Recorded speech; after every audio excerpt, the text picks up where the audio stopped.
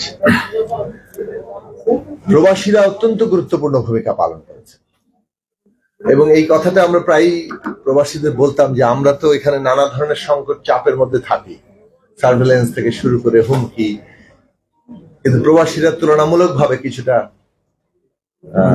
নিরাপত্তার মধ্যে আছেন, স্বাধীনতার মধ্যে আছেন, তারা ভূমিকা পালন করতে পারেন, টেকনোলজিক্যালিও তারা অ্যাডভান্স।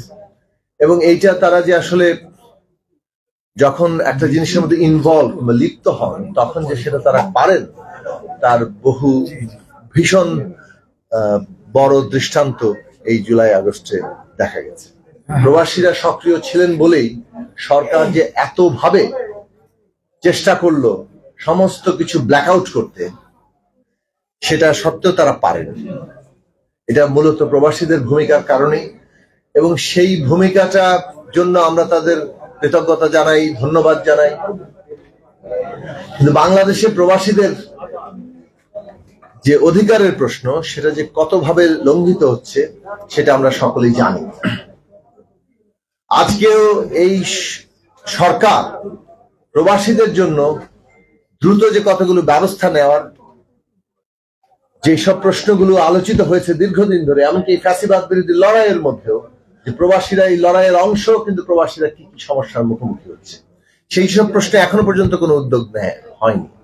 কিন্তু তারপরও প্রবাসীদেরকে আমরা আহ্বান জানাবো যে লড়াইয়ে আপনারা যুক্ত হয়েছেন, যে লড়াইকে একটা প্রথম পর্বের বিজয়ের দিকে নিয়ে গেছেন, শেখ হাসিনার পদত্যাগ, দেশ থেকে পালানো, এখন যে দ্বিতীয় পর্ব চলছে বাংলাদেশের একটা গণতান্ত্রিক রাষ্ট্র নির্মাণের লড়াই, সেই রাষ্ট্র নির্মাণের লড়াইকে নস্যাৎ করার জন্য এই পতিত স্বৈরাচার এবং তারা সরাসরি আমাদের পার্শ্ববর্তী দেশ ভারত তাদের সহযোগিতা করছে এবং এটা ধ্বংস করার চেষ্টা করছে।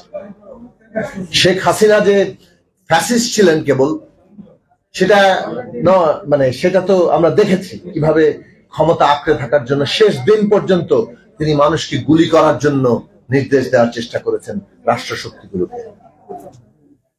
শেখ হাসিনা যে দেশের বিরুদ্ধে ষড়যন্ত্র করছেন, এটা কিন্তু খুব খোলাখুলি ভাবে পরিষ্কার। ডোনাল্ড ট্রাম্পের ছবি নিয়ে তিনি তার কর্মীদেরকে বলেন মিছিল করতে, যাতে ওর উপর হামলা হলে সেই ছবি তুলে রাখা হবে, আর ওনার লিঙ্ক আছে, সেই লিঙ্ক উনি পাঠিয়ে দিবেন। মানে বাংলাদেশকে একটা ব্যর্থ রাষ্ট্র এবং এইখানে নানা ধরনের ষড়যন্ত্র হচ্ছে এইভাবে উপস্থাপনের চেষ্টা করুন। খোদ শেখ হাসিনা এই কাজ করছেন এবং আমরা দেখছি ভারতের মিডিয়া কিভাবে তার অংশীদার। আগে থেকে ঠিক করা ছিল ছবিটা ছাপা হবে, ওইভাবে লেখা ছিল ডোনাল্ড ট্রাম্পের সমর্থকদের উপরে হয়রানি এবং গ্রেফতার চলছে। ইন্ডিয়া টুডে সেরকম একটা নিউজ করেছে। শেখ হাসিনার অডিও টেপ যে ফাঁস হয়ে গেছে, এটা সম্ভবত তারা শুনতে পাননি অথবা দেখতে পাননি, যার ফলে আগেকার পরিকল্পনা অনুযায়ী ছেপে দিয়েছে। কিভাবে প্রোপাগান্ডা করছে, তাদের সমস্ত সফট পাওয়ার দিয়ে তারা এখন পশ্চিমা বিশ্বকে বোঝানোর চেষ্টা করছে বাংলাদেশে একটা জঙ্গিবাদ কায়েম হয়ে গেছে, এখানে কোনো সংখ্যালঘুদের কোনো অধিকার নাই, এখানে সব কাটাকাটি চলছে। বাংলাদেশে তো কোনো জুলাই আগস্টে হত্যাকাণ্ড হয় নাই, এটা তো কোনো সরকার, পুলিশ, আওয়ামী লীগ কেউ কিছু করে নাই, তো উল্টো এখানে পুলিশ হত্যা হয়েছে। এই প্রোপাগান্ডা কেবল বিদেশে না, বাংলাদেশেও এখন অনেক লোককে সাবস্ক্রাইব করতে দেখছি, যে আসলে গুলিটা পুলিশ করে নাই, আওয়ামী লীগের লোক করে নাই, এজন্য কোনো এক ষড়যন্ত্রের মধ্য দিয়ে এই গুলিগুলো হয়ে গেছে এবং বাংলাদেশের ষড়যন্ত্রকারীরা ক্ষমতা দখল করে ফেলেছে। এই হচ্ছে বাংলাদেশে আওয়ামী লীগ এবং তার পতিতদের চেহারা, যারা জনগণের এই বিশাল উত্থানকে ধারণ করতে পারে না। এই দেশটাকে বিভাজিত করতে করতে করতে সমস্ত কিছু জামাত ইসলামীর ঘাড়ে ক্রেডিট দিতে দিতে দেশটাকে তারা প্রায় জামাত বানিয়ে ছেড়ে ছাড়বে। এইটা বাংলাদেশে হতে দেওয়া যাবে না। এবং আজকে প্রবাসীদের এই জায়গায় গুরুত্বপূর্ণ ভূমিকা আছে, যে সফট পাওয়ারের যুদ্ধ শুরু করেছে এই শেখ হাসিনা এবং তার মদতদানকারীরা রাষ্ট্রসমূহ। বাংলাদেশের জনগণকে এই ভেতর থেকে এবং সারা দুনিয়াতে প্রবাসী সকল বাংলাদেশিদের বিশেষভাবে তাদের এই সফট পাওয়ারের বিরুদ্ধে যুদ্ধ করতে হবে। আমাদেরকে এই সমস্ত ফেক নিউজের বিরুদ্ধে লড়াই করতে হবে। হ্যাঁ, বাংলাদেশে হামলা হয়েছে, আমাদের দেশে ধর্মীয় ভাবে পরিচিত হিন্দু, বৌদ্ধ, খ্রিস্টান, কিংবা আমাদের দেশে পাহাড়ে আমরা দেখেছি চাকমা, মারমা, ত্রিপুরার উপরে, কিংবা এখানকার নারীরাও নানাভাবে আক্রমণের শিকার হয়েছে। সেই আক্রমণের শিকারের প্রত্যেকটি ঘটনার তদন্ত হওয়া দরকার এবং তার বিচার আমরা দাবি করি। কিন্তু এই আক্রমণের ঘটনা যেভাবে উপস্থাপন করে বাংলাদেশকে একটা পোর্ট্রে করা হচ্ছে, সেটার ভিতরে রাজনীতি আছে, এবং যে কারণে মনে হয় যে আক্রমণগুলোর পেছনেও কারা আসলে জড়িত, সেই কারণে সেটা ভালো করে তদন্ত করে বের করা দরকার। আমাদের এই জায়গাতে এই লড়াইটা চালাতে হবে, কারণ আমরা আমাদের অভ্যুত্থানকে রক্ষা করতে চাই, অভ্যুত্থানকে একটা গণতান্ত্রিক রাষ্ট্র নির্মাণের সাফল্যে নিয়ে যেতে চাই। বাংলাদেশের সার্বভৌমত্ব হুমকির মুখে। মৌলানা ভাসানীকে স্মরণ করতে আগামীকাল তার 48তম মৃত্যুবার্ষিকী। আমাদের জাতীয় সার্বভৌমত্ব এখন হুমকির মুখে, এবং জাতীয় সার্বভৌমত্ব রক্ষা করতে গেলে আমাদেরকে এমন একটা গণতান্ত্রিক রাজনৈতিক ব্যবস্থা তৈরি করতে হবে যেখানে বাংলাদেশের নাগরিকরা তার সমস্ত রাজনৈতিক পক্ষ নিজেকে তার অংশীদার ভাবতে পারে। এর জন্য দুটো কাজ আছে।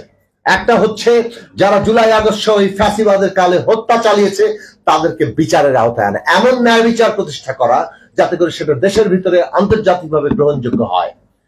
ওই অভিযুক্তরা যতই প্রপাগান্ডা করুক, সত্যিকার ন্যায় বিচারের মধ্য দিয়ে আমাদের নতুন রাষ্ট্রের যাত্রা হবে, এবং সেই ন্যায় বিচার প্রতিষ্ঠা করা গেলে আমরা বাংলাদেশে এমন একটা অন্তর্ভুক্তিমূলক রাষ্ট্র ব্যবস্থা করতে পারবো যাতে করে এই ফ্যাসিস্টরা প্রতি মুহূর্তে প্রতিদিন এই দেশের জনগণকে বিভাজিত করে যেভাবে আমাদের সার্বভৌমত্বকে হুমকির মুখে রেখেছিল, সেটাকে আমরা বন্ধ করতে পারি। মনে রাখবেন, একটা দেশের জনগোষ্ঠীর ভেতরে যদি প্রবল বিভাজন থাকে, সেটাই সার্বভৌমত্বের সবচেয়ে বড় হুমকি। জনগণ যদি ঐক্যবদ্ধ না থাকে, কেবলমাত্র সেনাবাহিনী অস্ত্র দিয়ে কিংবা অন্য কিছু দিয়ে সার্বভৌমত্ব রক্ষা করা যায় না। জনগণের সার্বভৌমত্ব প্রতিষ্ঠা করতে পারলে, তার উপযোগী গণতান্ত্রিক রাজনৈতিক ব্যবস্থা, অন্তর্ভুক্তিমূলক রাজনৈতিক ব্যবস্থা গড়ে তুলতে পারলে তবেই কেবল আমরা ওই সব প্রতিষ্ঠান করতে পারবো, সেনাবাহিনী বলেন, জনপ্রশাসন বলেন, বিশ্ববিদ্যালয় বলেন, শিক্ষা ব্যবস্থা বলেন, আমাদের মিডিয়া বলেন, এমনকি বিচার বিভাগ বলেন, এই সমস্ত প্রতিষ্ঠানগুলো গড়ে উঠবে যেটা আসলে একটা দেশের মধ্যে এমন এক রাজনৈতিক ব্যবস্থা তৈরি করে যেটা রাজনৈতিক বিরোধ সত্ত্বেও তার মধ্যে একটা ওই জাতীয় ঐক্য, জাতীয় স্বার্থের প্রশ্নে ঐক্যবদ্ধ থাকা, সেই জায়গাটা সৃষ্টি করে। ওইটা বাংলাদেশ রাষ্ট্রের জন্য আগামী দিনের পথ। বাংলাদেশের ভবিষ্যৎ অত্যন্ত উজ্জ্বল। বাংলাদেশ যদি একটা জাতীয় ঐক্যের উপর দাঁড়িয়ে, অর্থাৎ একটা অভিন্ন গণতান্ত্রিক রাজনৈতিক ব্যবস্থা যেখানে সবাই অংশীদার ভাবে সেই রাজনৈতিক ব্যবস্থার উপর দাঁড়াতে পারে, তাহলে বাংলাদেশ আগামী দিনে গ্লোবাল সাউথের একটা নেতৃস্থানীয় দেশ হিসেবে হাজির হতে পারে।